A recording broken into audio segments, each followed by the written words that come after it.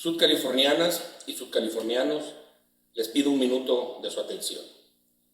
Les informaré sobre los nuevos y desafortunados hechos registrados al interior del Congreso del Estado en días recientes, en donde los diputados y diputadas de Morena se han negado a acatar una orden de la Suprema Corte de Justicia de la Nación. Por su gravedad y por el daño que produce a nuestro Estado y a sus familias, decidí recurrir a nuestro máximo Tribunal Nacional para denunciar el desacato en que nuevamente han incurrido los diputados de Morena. Como recordarán, el año pasado, los diputados de Morena desconocieron la mesa directiva que presidía la diputada Daniela Rubio Avilés e intentaron destituir en 2 ocasiones a 8 diputadas y diputados de diversos partidos de oposición.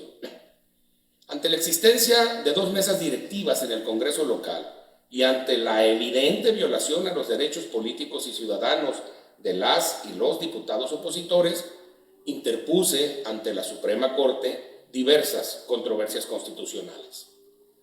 Luego de una revisión exhaustiva, la Corte me otorgó la razón jurídica.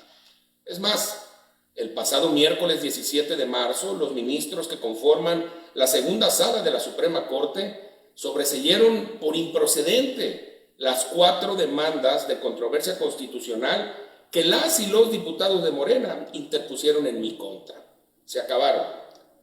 Sin embargo, a pesar de existir un mandato claro de la Suprema Corte, los diputados de Morena se negaron por segunda ocasión a reconocer la mesa directiva presidida por la diputada Daniela Rubio y que fue validada por el Poder Judicial.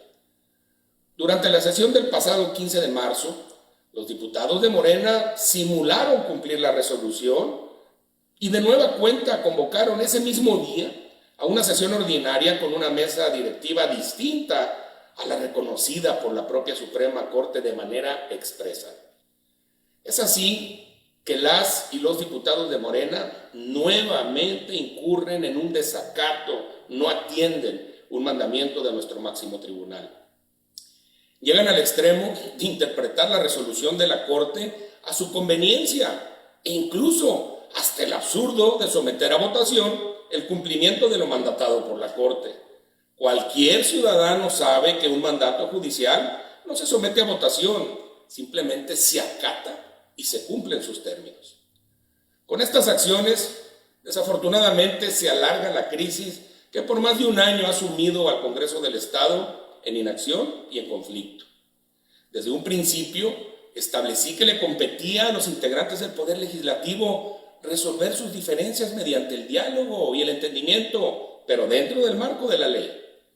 Expresé que no era justo para la sociedad que el Poder Legislativo estuviera inmerso en una crisis institucional que, si no se resolvía a tiempo, provocaría, como sucedió, una parálisis legislativa de graves consecuencias y además se pondría en riesgo la estabilidad política del Estado y el orden constitucional. Hoy, a un año de iniciado el conflicto en el Congreso, hago un llamado enérgico a las señoras y señores diputados a cumplir con lo mandatado por la Corte. Como representantes populares, debemos de ser los primeros en cumplir la ley. Debemos de actuar con el ejemplo. Hoy, las familias subcalifornianas viven una crisis económica y de salud sin precedentes. Estemos a la altura de lo que la sociedad nos demanda, espera de nosotros.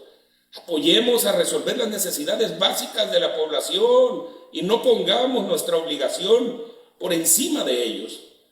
De nada sirve ni servirá actuar bajo intereses políticos o de grupo cuando se viola flagrantemente la Constitución y el orden jurídico. Reitero, como gobernador del Estado, velaré hasta el último minuto de mi gobierno por el respeto a la legalidad y al Estado de Derecho.